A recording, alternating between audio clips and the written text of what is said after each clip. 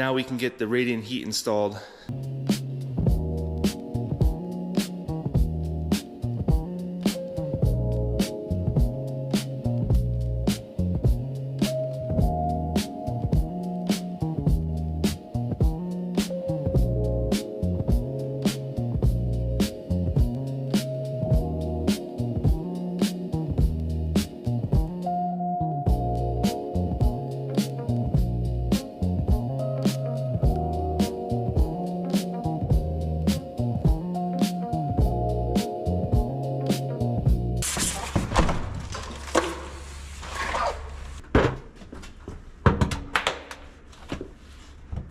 So right now I'm going to work on getting the rest of this system hooked up, including the pump, the electronics, the buffer tank, the unit, bringing the power to the unit, communications wires back and forth, blah blah blah. There's all kinds of different stuff that I need to get hooked up, but it's going to take a long time to purge the air out of this whole setup here.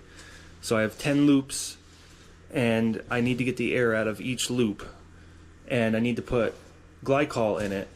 So I want to start doing that now because it's going to take a long time. It's going to take many hours to do that. So I might as well start that and let it run while I'm hooking up the rest of the system. So basically at this point what I'm going to do is shut off this right here so that it isolates this manifold from the rest of the system, which isn't much right now, but it's still something. And then I got a fill port right here, and I can use this to run back into a bucket. So I'm going to pump the fluid through this, and that should get the air out of it. So if I pump going in the bottom, it'll pump the fluid through the pipes and it'll come back up here, and then the air will come out here. And that I'll have hooked up with a hose going back into my bucket of solution, which is going to be glycol. I'm going to do a 70% solution, so it's 70% glycol and 30% water. So we're going to be using MBTEK.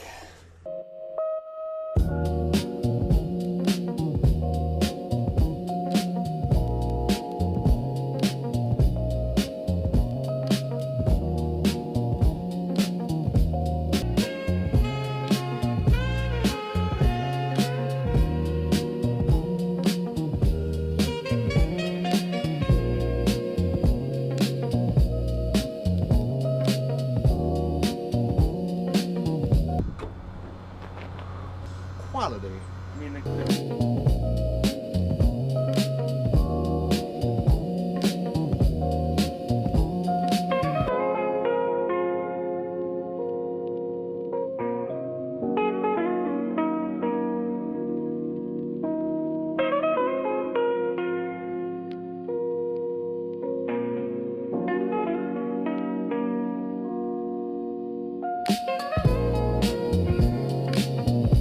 so now I'm at the point where I'm going to start filling up that tank, which is 15 gallons, and the unit and the lines to and from, so I'm going to guess about 16 gallons altogether. So we just got to mix up some more of that stuff, pump it in. I'm going to pump it in through the bottom here, and then the air is going to bleed out the top and come out here. It's going to hit this, but it's probably going to be too much air for that. So I'm also going to have a hose here to return that back down into the bucket. And then we'll just kind of do a loop here until all the air is out. Once most of the air is out, 99% of it, then this air valve will take out the rest, all the little micro bubbles and stuff.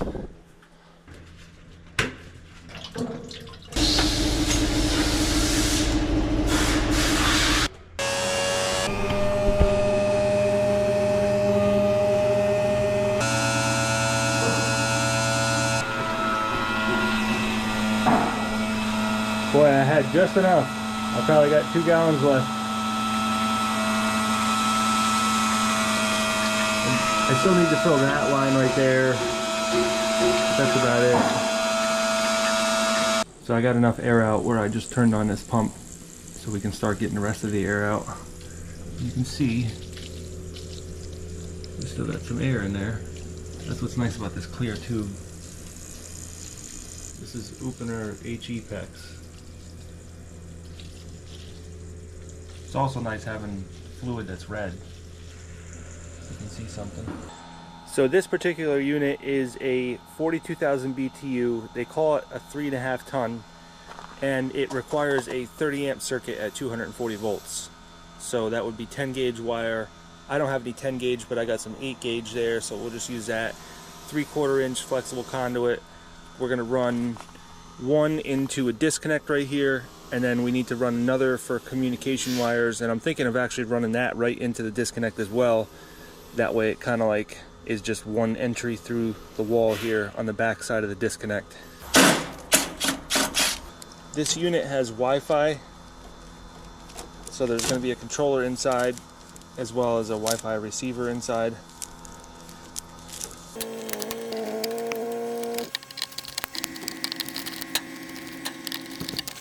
So this unit comes with a Wi-Fi adapter. I'm going to get that all hooked up so that I can monitor this from inside, because I'm kind of sick of sitting here just watching this temperature go up 1/10 of a degree every couple minutes. It's much better to be able to monitor it from my phone. So I just installed the app on my phone. There's not a whole lot to do on the app, but really all I want to know is the outlet temperature. The return is also nice too. But yeah, so it's heating. It's gonna take a while. This is 2,400 square feet, and we're starting out in the 40s, and we need to get it up to 113. That's what I have it set on. We'll play with that when we see what's going on. It kind of depends on the outdoor temperature too. If the outdoor temperature is pretty high, like in the 30s, I'll turn that down to like 90. But when it gets really cold, I'll turn it up. So I'm gonna go back inside and monitor this, and I'm gonna let it run overnight, and hopefully in the morning it should be up to temperature, and then it'll actually start putting heat out. But remember, I have a 6-inch slab in here, so it's gonna take a little while to heat up, but once it does heat up, it will maintain that temperature for quite a while. And this thing is not noisy. I can hold a full conversation with somebody right in front of this. And that's 42,000 BTUs, that's quite a bit. Alright, so fast forward to the next day. I learned a very valuable lesson, well, many lessons actually, and I want to share with you guys what I learned, because I did make some mistakes and I want to correct them now. And I'm not unhappy about it, because I've never gotten any training on doing this kind of stuff, so I have to redo some stuff, but the price that I'm paying is going to be less than taking a master course on this kind of stuff. So originally I started off with this 007E pump from Taco, which is a decent pump, but it wasn't even close to doing what I needed for it to do. So there's several things that you need to take into account when you're sizing the pump for this system. I have 10 loops, and the longest one is about 300 feet. So you need to do a head loss calculation for that, as well as other parts of the system too, but let's start with that. So if we have 300 feet of PEX, 1/2 inch, going through the floors, there's no elbows, so you don't have to account for that. If you want to do 1 gallon a minute for each loop, that would be 10 gallons a minute altogether. And for you to do that, you have a massive head loss. It's something in the 20 feet head loss. I think it's actually upper 20s. So the biggest contributing factors to that head loss is going to be the temperature of the loop, which is going to obviously fluctuate. So the warmer the loop, the less head loss you have. So I was trying to push not only this manifold, which this pump isn't even enough when the loop is cold, I was also trying to push everything through over there with the same pump, which is nowhere near enough. Any good contractor that does heating and cooling will tell you that a heat loss calculation is the first thing that you do. So with radiant heat, you can do that. You can heat the lower part without heating the upper part. So you don't have to consider this like 4,800 square feet. When you're heating it with that, you do kind of have to figure it as 4,800 square feet, because now you are heating 2,400 square feet times 2. 2,400 square feet at 8 feet and another 2,400 square feet at 8 feet, because you're heating the air. But with radiant heat, you don't need to do that.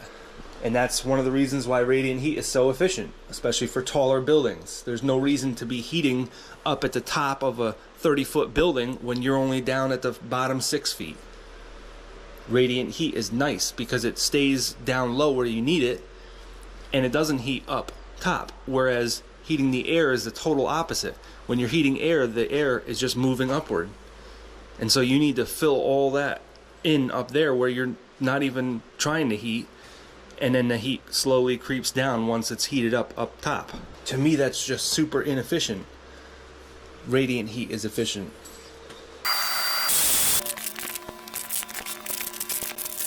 Alright, so this is what it looks like when I switch it to 1-inch PEX. So the supply comes in on the top, goes in there, gets the air out, goes down into that first manifold.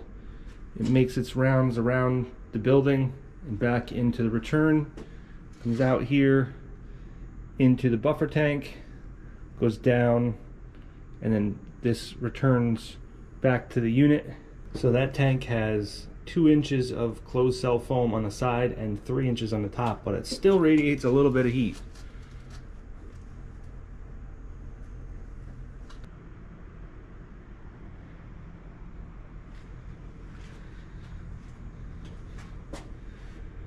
So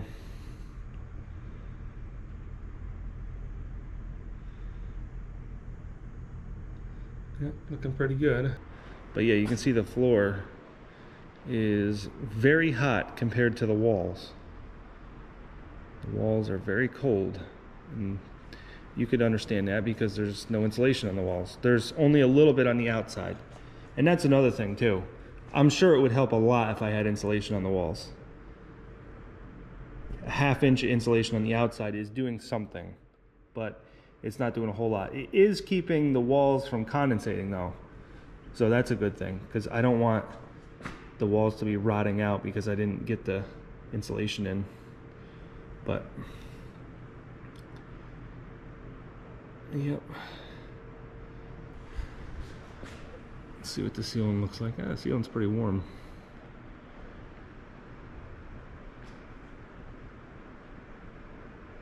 I actually like the way that this thing looks.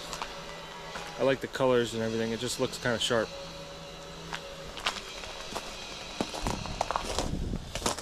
But I guess all that doesn't matter unless there's good results from it. And I'm happy to report that there is good results. I've been using this for about a week now, and it's been everything I expected. The shop has been very warm, and it's a different kind of warm because now you can get towards the floor when you're working on something and it's still warm, which is nice, because before the warmth was up to the ceiling, and as you got lower it got colder. But you can see I'm talking to you guys. I'm 3 feet away from this unit and it's no problem at all. It's very quiet. Not like that really matters, because back here I don't really care. It could be extremely loud, it doesn't even matter. But it's good to know for somebody who wants to install it on their house, especially if you have neighbors or it's just outside of your window while you're sleeping. It is a very quiet unit.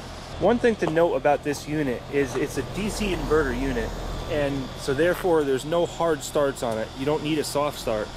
And the units that are not inverter, even when you have a soft start, it's still a hard start. This has 0 start. It literally starts at a few watts and just keeps ramping up from there. I'm just saying, if I went back in time 2 years, I would definitely get this unit in my house. I'd probably install either a bigger one or 2 of them, because I would just want to make sure that I had the right amount of heat in my house. In the garage, it's not so important if it doesn't keep up.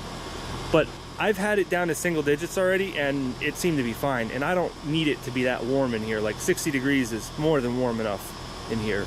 So I was figuring 20 BTU per hour per square foot, and that's about what I have right now. And this unit is just under that. But that's to heat it up to like 68 degrees, and I don't need to get it up to 68. If I want to get it up to 68, I use that in conjunction with it. But yeah, I could have saved a boatload of time and a boatload of money if I had went with one of these units. They seem to have very good customer support anyways. You call them up and there's usually somebody there to answer your questions pretty quickly, and they know what they're talking about too. And like I said, they also stock geothermal units.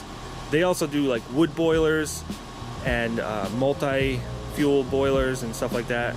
They have a bunch of different stuff, so check them out if you want.